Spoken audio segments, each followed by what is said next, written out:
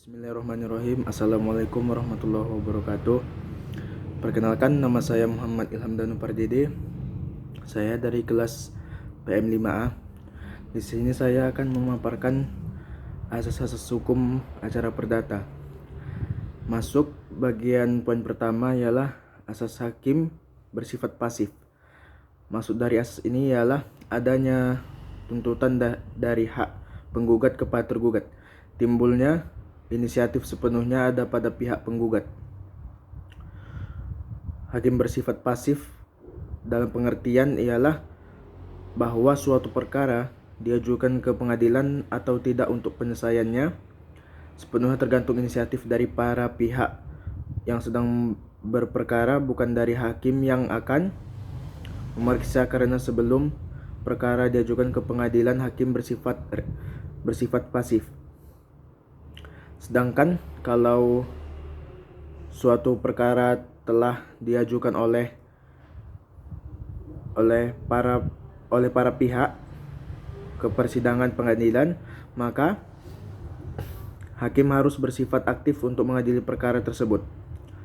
Kemudian poin kedua, asas sifat terbukanya persidangan. Asas ini ialah hakim dapat mengadili suatu perkara yang diajukan oleh penggugat persidangannya terbuka untuk umum. Dalam praktik persidangan yang terbuka untuk umum, persidangannya dilaksanakan dalam ruangan yang tentunya terbuka dan setiap orang tanpa terkecuali dapat menyaksikan jalannya persidangan tersebut.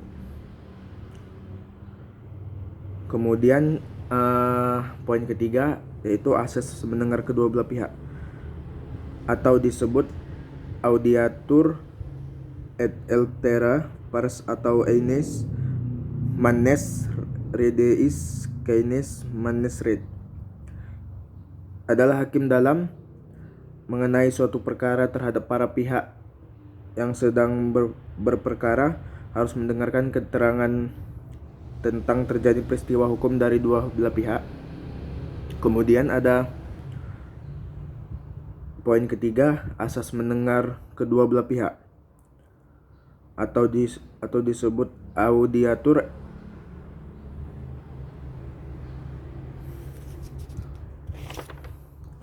Kemudian asas yang keempat, asas bebas dari campur tangan para pihak di luar pengadilan.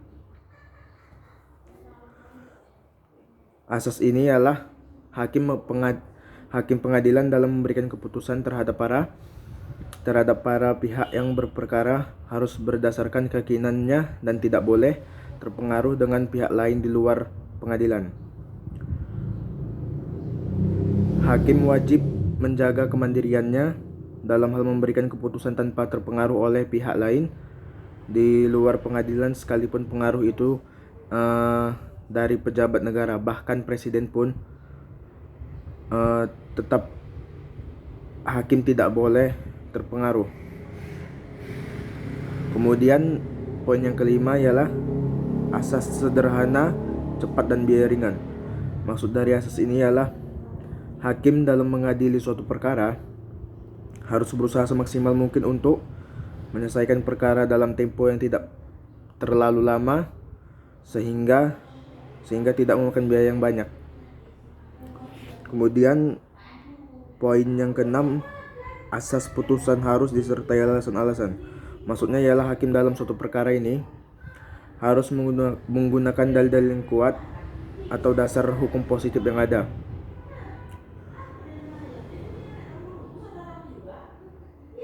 Hakim dalam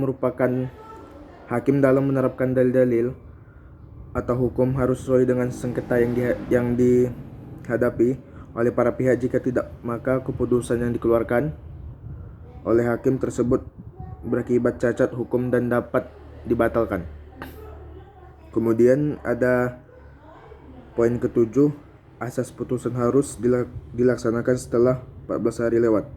Maksudnya ialah keputusan pengadilan hanya dapat dilaksanakan hanya dapat dilaksanakan eksekusinya setelah tenggang waktu 14 hari setelah lewat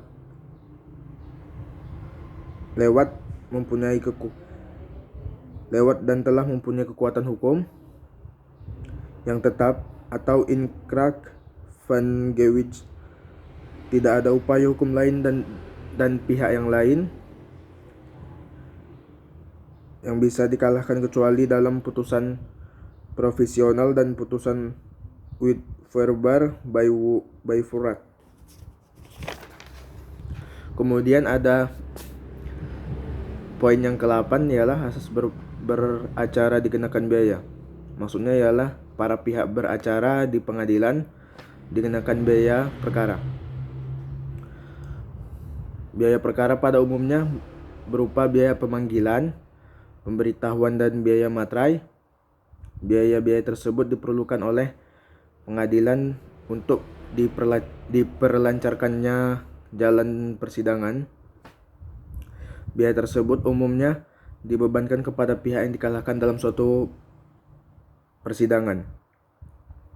Jika dalam perkara tersebut ada barang-barang jaminan baik yang bergerak maupun yang tidak bergerak harus disita oleh panitera pengadilan negeri. Maka selain biaya-biaya tersebut di atas masih ada biaya tambahannya, yaitu biaya sita eksekusi dari eksekusi lelang, termasuk di dalamnya biaya pengacara. Apabila hakim dalam melaksanakan tugasnya tidak berpedoman atau menyimpang, maka asas-asas hukum yang ada sesuai dalam undang-undang, keputusannya dapat berakibat cacat hukum dan dapat batal demi hukum. Sekian, terima kasih dari saya. Assalamualaikum warahmatullahi wabarakatuh.